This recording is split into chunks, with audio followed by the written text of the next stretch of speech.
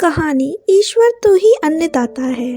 प्रेरणादायक कहानियों के लिए हमारे चैनल को सब्सक्राइब जरूर करें। किसी राज्य में एक प्रतापी राजा हुआ करता था। वो राजा रोज सुबह उठकर पूजा पाठ करता और गरीबों को दान देता।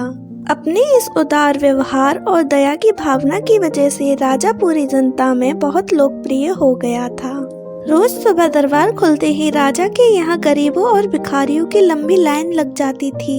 राजा हर इंसान को संतुष्ट करके भेजते थे। किशन और गोपाल नाम के दो गरीब भिखारी रोज राजा के यहाँ दान लेने आते थे। राजा जब किशन को दान देता तो किशन राजा की वाहवाही करता और राजा को दुआएं देता।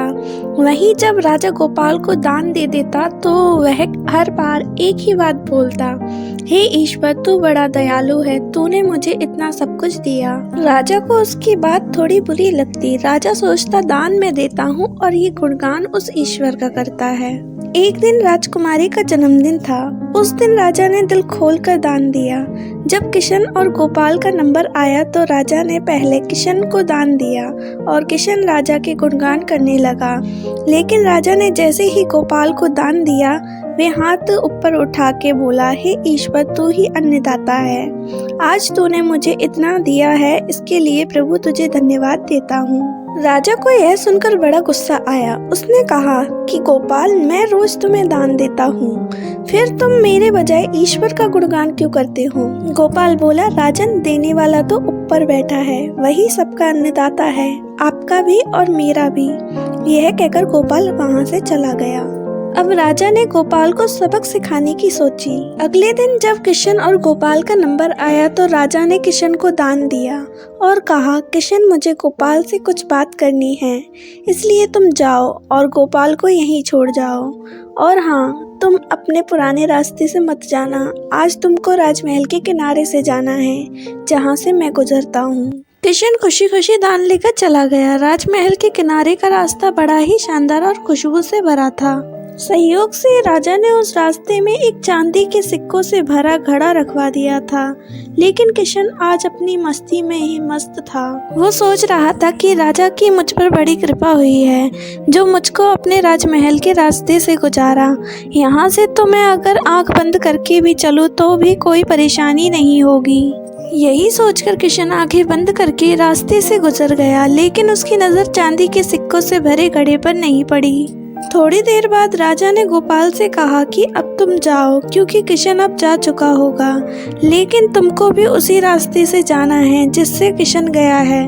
गोपाल धीमे कदमों से ईश्वर का धन्यवाद करते हुए आगे बढ़ चला। अभी वह थोड़ी दूर ही गया होगा कि उसकी नजर चांदी के सिक्कों से भरे घड़े पर पड़ी। गोपाल घड़ा पाकर बड़ा खुश हुआ। उसने कहा, ईश्वर, तेरी मुझ पर बड़ी अनुकंपा है, तूने मुझे इतना धन दिया। और वो घड़ा लेकर घर चला गया।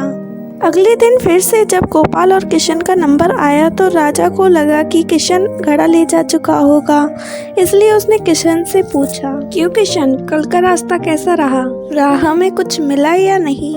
किशन ने कहा, महाराज, रास्ता इतना सुंदर था कि मैं तो आंख बंद करके घर चला गया, लेकिन कुछ मिला तो नहीं। फिर राजा ने गोपाल से पूछा तो उसने बताया कि राजा, कल मुझे चांदी के सिक्कों से भरा एक घड़ा मिला। ईश्वर ने मुझ पर बड़ी कृपा की। राजा किशन से बड़ा गुस्सा हुआ। उसने कहा कि आज मैं तुम्हें धन नहीं दूंगा, बल्कि एक तरबूज दूंगा।